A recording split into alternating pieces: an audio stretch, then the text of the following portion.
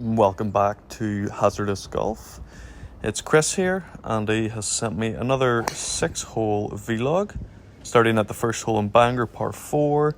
Seems to be good contact on that drive down the right hand side, hopefully avoiding the bunkers. Andy loves to spend a good bit of time getting out for solo rounds. He typically uses this time in order to challenge himself and to fix certain patterns in his swing. I believe he's working on neutralizing a pull miss. So he's probably got about 100 yards left in here to the green. That looked to be on line. Just depends on distance now. Okay, he's just over the back. I reckon he should probably chip this pretty close. Rolling in quite nicely. And that looks like 4 or 5 foot for a par.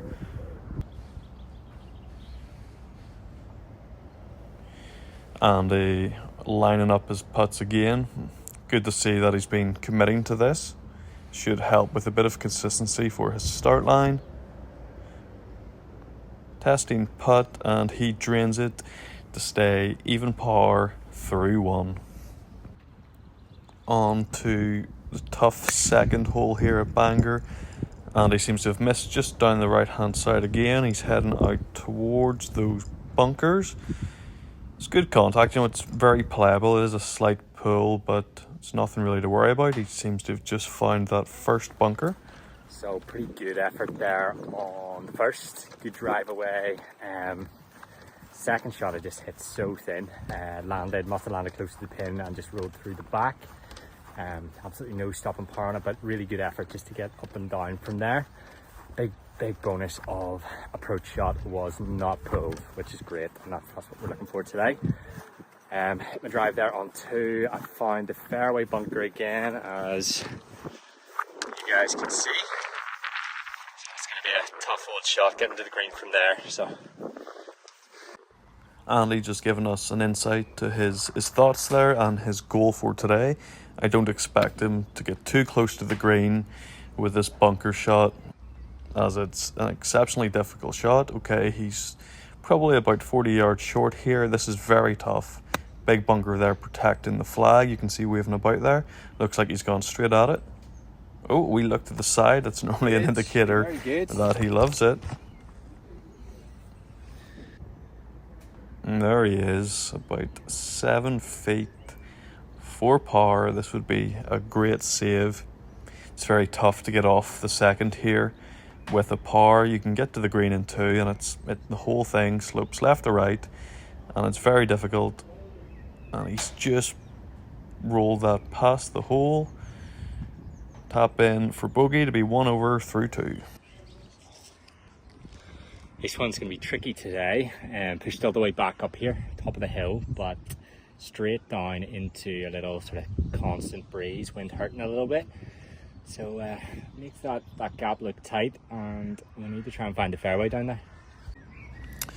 So as Andy said, when the tees are further back, the fairway does look a bit harder to hit. However, it does open up nicely down the right of those trees. Hopefully he's not too far right. From the overlay we can see he's probably just found the rough down the right.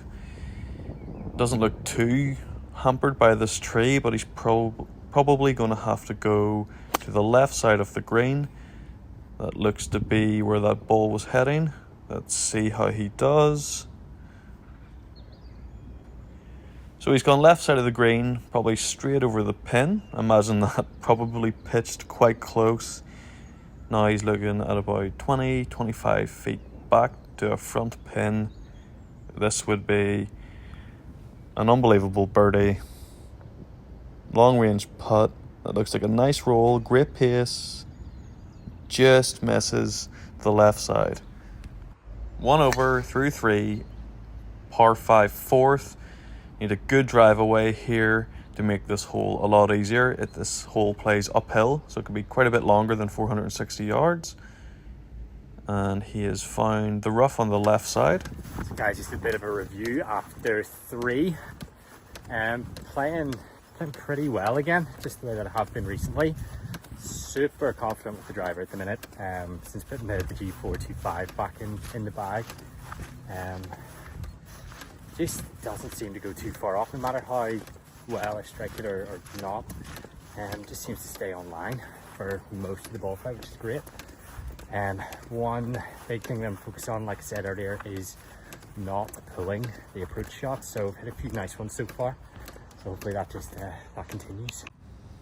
I can confirm the confidence in this man's driving right now. He's been very solid off the tee, and he's also been great with these hybrids from range on the par 5 as well. That looked to be a great strike. And he's probably left himself 60-70 yards in here. I expect him to find the green. He's very, very good inside of 100 yards. Oh, deep. So he's hit this long here. Appears like the camera did not focus for this. He left his putt short. Now he's got about what looks to be 7-8 feet for par. You can just hear the ball roll into the cup, drains it for par, 1 over through 4. 5th hole, par 4. If you've watched the channel before, you'd know that we're not overly fond of this hole. You need to go at the corner, which he has done. This drive looks great. If you go down the left side here, it will add 70 or 80 yards onto the dog leg, and you're not hitting the green in 2. Andy looks like he has hit the perfect drive here. Probably has about 180 yards into this green. Doesn't look like a long iron in hand. Imagine he's laid up just to the left side of the fairway. I do think Andy will be working on taking a longer club into this green. He's found some confidence in his 3 hybrid and will probably start going for this green in 2. And he can start looking at how he's scoring when he goes for it in 2 compared to going for it in 3 and playing it safe. He's found the green, in 3 here. This is a long putt for par. It's a nice roll. Very good effort, so he's going to have a tap-in bogey. And to be honest, it looks like he's done everything right here, and it's just unfortunate that the hole plays so long with the dog leg that's a bogey. +2, 3-5. So guys, 3-5 here. Sorry, not 3-6. Stand on the 6th tee box. Getting a little bit slow out in front. I think generally what I've set out to do has gone well today. Big save of a 3-putt on the 4th green there with the sort of 10-foot second or so. And then just that elusive 4 again on the 5th hole. Just find it difficult to make par there and not drop a shot and play sort of bogey as the par. Considering actually going and looking at just getting something that hits the ball a good bit longer for me. I've got a massive gap from about 200 to 220 odd yards in my bag. I just don't have anything that hits that. So yeah, that could be the next purchase, but plodding along nicely. Hopefully finish off this last hole here in a bit of style. 6th hole, par 4. This hole is very attackable, and he does seem to have hit a bit of a pull miss down the right side here. I'm not sure he'll be very happy with that, as the goal is to not hit these pulls. He seems to be fortunate enough that he might be able to punch this hybrid out here. Quite a high tower shot. I trust myself to fat this about 20 yards. Oh, and that looks to be heavy. A bit of style.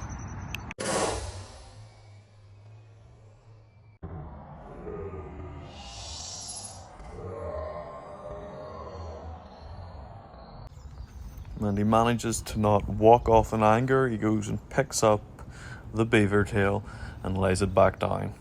So now he's fighting to get up and down from what's about 90 yards. This green can be quite unforgiving. It's very narrow, and if you hit the green with pace, you will be off the back. He seems to have caught that very cleanly. Let's see how we do. Okay, he's landed that just on the front. Probably 15 feet here for par. Good confident roll. And he's just missed by a few inches. That is +3 through 6. That's a nice solid round. Remember guys to like, comment and subscribe to Hazardous Golf. Thank you.